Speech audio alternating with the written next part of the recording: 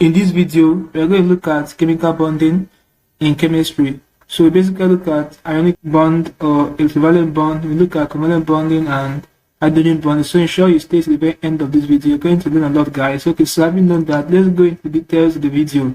So let's begin with electrovalent bonding or ionic bonding. So what is electrovalent bonding? Electrovalent bonding basically in chemistry refers to the type of bonding that involves the transfer of electron between a metal and a non-metal. Alright, so let's look at a typical example. Let's say we are given this compound, we are given sodium chloride. So if you check in this compound, this is a source, sodium chloride. Now this sodium is positively charged and this chlorine is negatively charged. That means this sodium is giving out one electron, at the same time this chlorine is accepting one electron. So there's a transfer of electron between the metal and sodium and the non-metal chlorine. Now note that basically all inorganic acids are electrovalent compound or ionic compound. Example of inorganic acid include we have hydrochloric acid, we have tetraoxo sulfuric acid, we have trioxo carbon 4 acid, right? We have tetraoxo phosphate 5 acid and the rest of them. So these are examples of ionic compound. In this tetraoxo sulfuric acid, in this hydrogen is giving out 2 electrons. At the same time, this sulfuric compound is receiving 2 electrons. So there is a transfer of electron. Now, also note that almost all bases are ionic compound as well. Example of bases, common bases, example of them we have calcium hydroxide, we have potassium hydroxide, we have barium hydroxide, we have magnesium hydroxide, and we have sodium hydroxide, and the rest of them. So these are examples of covalent ionic compound, examples of ionic compounds. They involve the transfer of electron from a metal to non-metal. Also note again that almost all salts are ionic compounds or electrovalent compounds. Example of salt, we wouldn't have sodium chloride here. Another example, we have magnesium chloride, right? We have zinc chloride and the rest of them. So almost all salts are ionic compounds. So this is it for electrovalent bonding or ionic bonding. One more thing is that note that in electrovalent bonding, they exist like that. Electrovalent bonding exists as metal at room temperature. So they are metallic at room temperature. It's one of the features or characteristics of electrovalent bonding. That's it for electrovalent bonding. Let's wipe this and look at covalent bonding.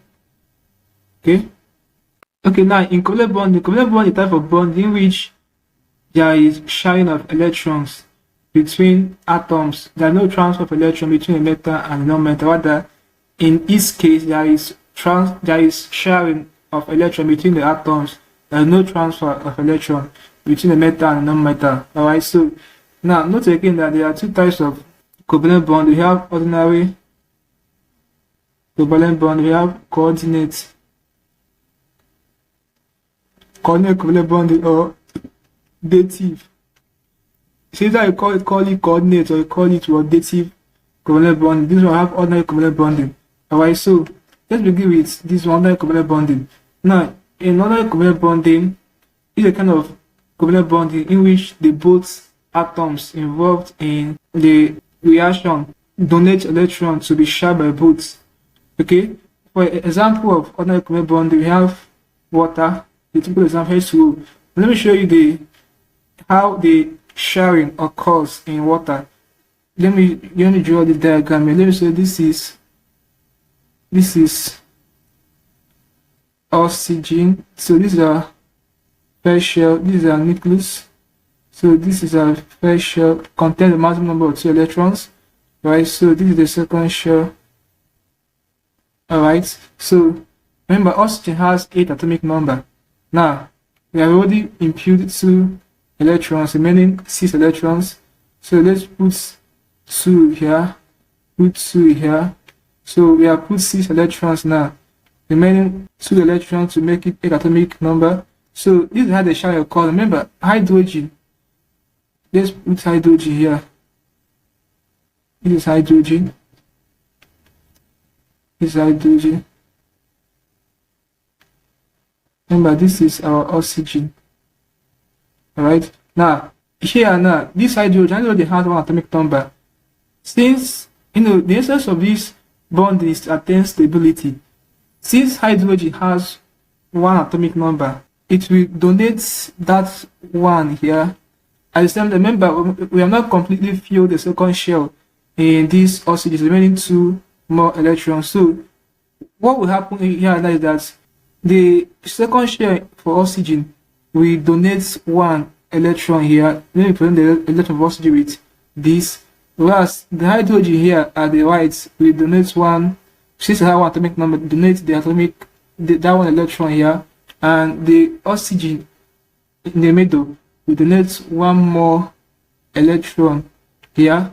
So to make both atoms attain stability. So if now check it now, hydrogen here is now having 2 electrons to attain stability to completely fill the first shell, which is the duplet shell. So whereas the oxygen here now is now completely filled for the second shell. If we check, we now have 2, this 4, 6, and this 8. So the second shell usually has a maximum number of 8 electrons to be completely filled. Alright, so this is how the sharing occurs. Alright, so the both atoms now have attained stability by this sharing. So that's how covalent bond occurs, right? So I will know that water is a typical example of covalent compound. Another example, we have ammonia. Okay. Also note again that almost all organic compounds are covalent compounds. Okay. Now, note again that one of the characteristics or features of covalent bonding is that it is volatile or gaseous at room temperature. Example, we have our hydrogen molecule gas, we have our chlorine gas, we have our nitrogen gas. So here now, this hydrogen gas having single ordinary covalent bonding, this chlorine gas is having single ordinary covalent bonding, this nitrogen gas having triple ordinary covalent bonding. We also have our oxygen gas, so oxygen having double ordinary covalent bonding. We have carbon dioxide having double ordinary covalent bonding, and the rest of them. We have our methane gas, this one is having single ordinary covalent bonding, and others. So these are examples of covalent compounds and molecules at a gaseous state. So this is basically for ordinary covalent bonding. Okay, now let's explain dative bonding. Let's wipe this so I can explain dative bonding. Okay, so in the case of dative bonding, unlike in ordinary covalent bonding, we have the both atoms donate electron to be shared by both. In the case of dative bonding, one atom donates electron to be shared by both. A typical compound that has dative bonding is our ammonium ion. So let me show you how the dative bonding occurs, in which one atom is donating electron to be shared by both. So this is how it occurs. So this is the atomic structure of nitrogen. Nitrogen has 7 atomic number. So this is the first shell, this is the nucleus, contain a mass number of 2 electrons. Alright, so this is the second shell. Okay, so remaining 5 electrons, we have already imputed 2. Okay, so let's remember. Okay, let's represent the sharing. Let's bring in hydrogen. Okay, this is hydrogen. This is hydrogen. This is also hydrogen. And this is also hydrogen. So I'm going to put hydrogen. Okay. Now, remember, there's remaining 5 electrons for second shell of nitrogen. So this is hydrogen has 1 atomic number, right? So and they are fighting for stability. So for them to for these atoms that attempt stability, that means hydrogen here donates one electron. Let me present the electron with this symbol. Whereas out of the 5 electrons for a second shell of nitrogen, it will donate 1 here, remaining 4. This hydrogen here donates 1. Out of the 4 remaining for nitrogen and the second shell, it donates 1, remaining 3. This hydrogen donates 1 here. Out of the 3 remaining for nitrogen and the second shell, it will donate 1, remaining 2 for nitrogen. So that means the 2 will then be placed here. This hydrogen here will not donate anything. So this is where the dative bonding occurs. Dative bonding, where the nitrogen donated electron without the hydrogen donated electron. So this is how the dative bonding occurs. Because of this is an ion, you need to enclose it like this because of it is an ion. Alright, so this is dative bonding for you. So this is a typical example, ammonium ion. So the type of bond involves one atom donating electron to be shared by both. So having known this, let's quickly look at the last type of bonding I have for this video, which hydrogen bond. And after we call it a class, let's wipe this. Okay, so what is hydrogen bond? Hydrogen bond basically refers to the type of bonding that involves hydrogen reacting with highly negative element. Example, when you have hydrogen reacting with fluorine, you have hydrogen fluoride. So we have this kind of bond, we have hydrogen bond in it because hydrogen is reacting with a highly negative element, which is fluorine. Right? Hydrogen bond is existing here. So fluorine is a highly negative non-metal in chemistry. Alright. Now another typical example is when hydrogen is reacting to oxygen, because oxygen is also highly negative after fluorine. So, but this kind of example is controversial. When hydrogen reacts with oxygen, basically you have water H2O, right? Now, remember when we are dealing with ordinary covalent bond, we say that water is an example of a compound that has ordinary covalent bond in it, right? Now, but here and now, we also seen that water is also having hydrogen bond in it. So this is a controversial issue in chemistry, but this is my recommendation, or this is my judgment. Now, in a question, when you are given a question and you see water, and given water, you ask to identify the kind of bond you need. In the options, you see hydrogen bonding and ordinary covalent bonding.